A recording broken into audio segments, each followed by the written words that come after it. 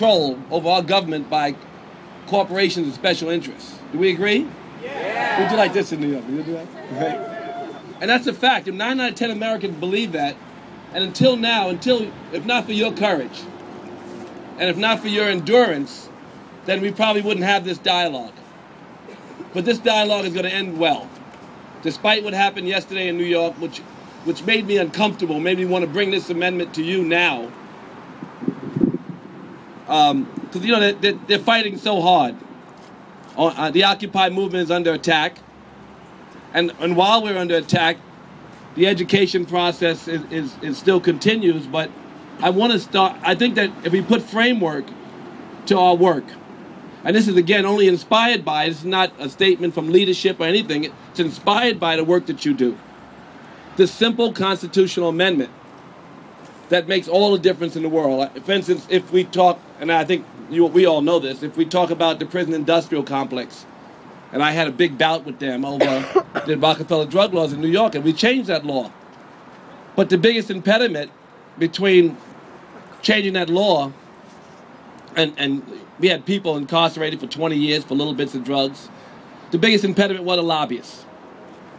And we talk about jobs overseas, and I can't make a competitive business without going overseas, then the biggest impediment to bringing the jobs back home are the lobbyists. And we talk about health care, you can say small government, but the real big problem with us getting health care is the lobbyists. And I don't like the idea that you can go to war and someone can, and always lobbying is fine, discussion is fine. But I don't want a person to tell my president and my congressional members that to go to war and give them all the good reasons to go to war and then go home and send a check. I just don't want the legal bribery, and I think all of us know that that is the core of our problem. Or certainly if it's not the core of our problem, it is a core of our solution. And so I have this constitutional amendment. It's very short. I want to read it. I had copies that I'd hand out to the press, but it's just been amended again. And it's because of where we are in this movement that we want the 9 out of 10 Americans to understand. We're trying to educate them on what it is that separates us from opportunity. And so this constitutional amendment, I'll read it, and it's open for dialogue, but it's pretty crystal clear and simple. All elections for presidents and members of the United States House of Representatives and the United States Senate shall be publicly financed. No political contributions shall be permitted to any federal candidate from any other source, including the candidate. No political expenditures shall be permitted in support of any federal candidate or in opposition to any federal candidate from any other source, including the candidate. Nothing in this section shall be construed to abridge the freedom of the press. The Congress shall, by statute, provide limitations on the amounts and timing of the expenditures of such public funds and provide criminal penalties for any violation of this section. The Congress shall have the power to enforce this article by appropriate legislation. Finally, the article shall be inoperative unless it is ratified as an amendment to the Constitution by conventions in several states as provided by the Constitution. It's very simple. The idea is to give the power back to the people and take it away from the corporations. That's concrete demands right there. That is a concrete demand. Sorry? That is a concrete demand right there. This is a concrete demand, and even our education process, if we never say it as a group, this is what Congress is going to go through, and we're going to watch our legislators like hawks, and we're going to change this country and give the power back to the people. Yeah. Thank you for having me.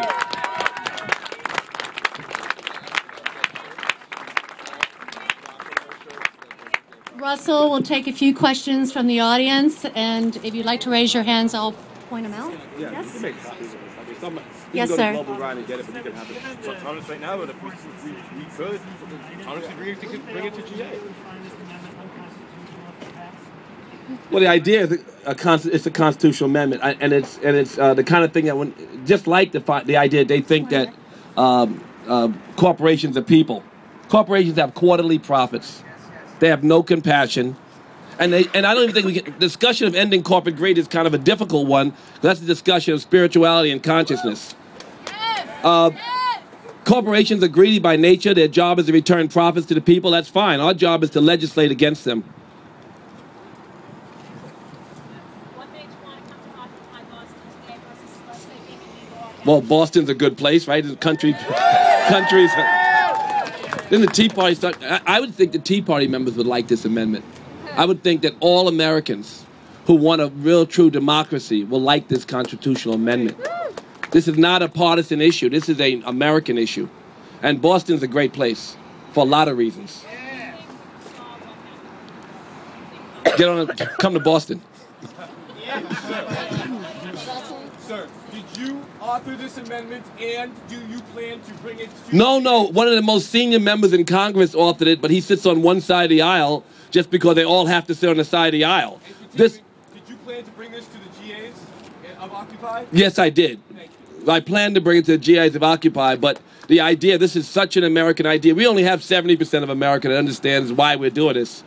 We have 90% of America who knows that we need to change this situation where governments are gangsted by corporations. Yes, ma'am, right here. Well, a T-shirt, you couldn't buy the back of Beyonce's earring, a backing with a T-shirt. I thought it was a good idea that he made it, and I was happy for it, and it was fine by me. I didn't realize it was for sale, and I don't think they make 20 T-shirts per quarter. I used to own a company like that. And he doesn't own that company, but they make 20 a quarter. Lots of graphics. Some young designer made it. He thought it was cool. He wore it. Doesn't even own the company anymore. But I don't think that's it. They like to separate voices from movements. It's not my job to say. We can't limit corporate greed. We can legislate it. So I didn't know what his plans, any of that is. That was not my concern. Could buy a couple sleeping bags with it, but it'd be nice. But if not, it's not. The real truth is that a lot of people can't afford a T-shirt. That's why we're here. This gentleman right here.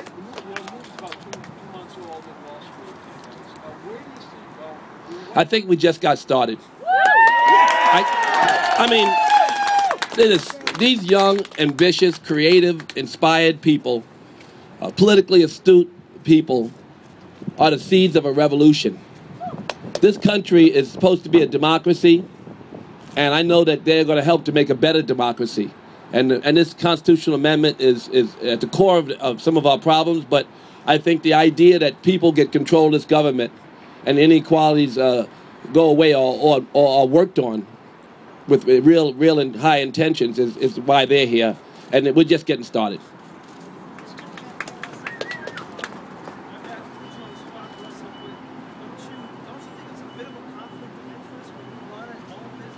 No.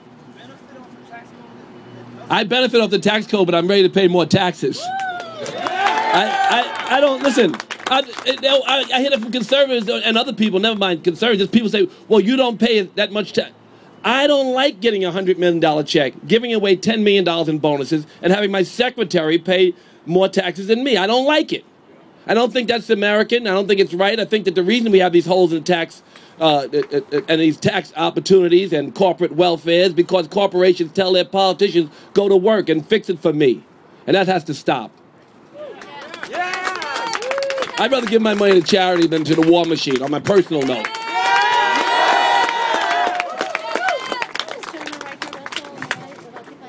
Yeah.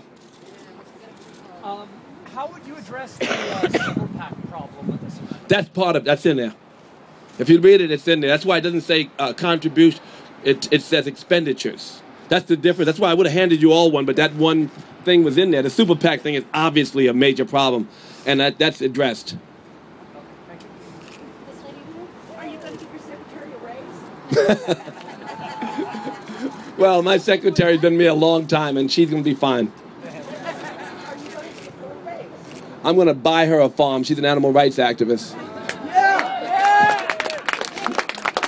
I don't mean a farm to make stuff for you to eat. I mean a farm for animals who've been abused. That she wants to. That's right. She wants something like Farm Sanctuary. Thank you. Thank you. She's not going to have a farm and make food. We don't eat that shit. So, Can we get rid any of, other questions? Can we get rid of NAFTA? I'm not that political. I don't know. When and how might this amendment It's starting now. It's going to be passed around beginning now. But we would like to have somebody on strong on the right side, on the other side, whatever side that is, to join in this senior member of Congress, so that we'll have a bipartisan bill when we introduce it properly. This gentleman down here with the black hat on the right, kind of blocking him. Damn, I would have been there. I mean, I wouldn't have been there last night. I would have been there in the morning, like after I slept in warmth. I love them. You know, I like that. You know, you young people and everybody who comes out, they're the real heroes of this movement, and I just think that, you know, their courage is inspiring, and right now they're trying to figure out they can go back in the park. We won that, but we don't have any tents, and so it's cold. So they're occupying still. They're going to still occupy, and they're going to find new homes, and we're going to find new ways for the revolution to continue to grow. And you know, the police can't, or you know, in America, we are. I think that's world news, right? They've done a lot to make this revolution grow. They've created more dialogue, and I don't know how many times the economic inequality was discussed before you guys went to work. Well, I don't know how many times even a constitutional amendment was brought up. Maybe many times, but not so frequently as it is brought up today. So your work is special, and it's making America better. Will you be able to march with us today? I guess. Where we going? Huh? 5 o'clock. 5 o'clock. I may have a speech there. Maybe I can hang out for a bit. Maybe I'll go to the march. Everybody's got a different role. And that sounds really small, but it's true, you know. But I can march, I guess, yeah. What else? Came down from Occupy Portland, Maine, and an individual came in and built something called the RAND Dome, where you take pieces of plastic, randomly cut it into half-moon shapes, tack them together, build a dome. It adds a slight bit of infrastructure on the inside. Cheap per square footage. We need a little funding to build that type of stuff. The fire marshal's been through here. How much money? Not much, but can I work with you? And I'll make a little, you know, stay out in the cold with down jackets on without even sleeping indoors. One individual. How's the rest? We need to raise this camp up everywhere that we're able to stay on the ground. Dude, I'm happy to give towards the dome. Without you asking.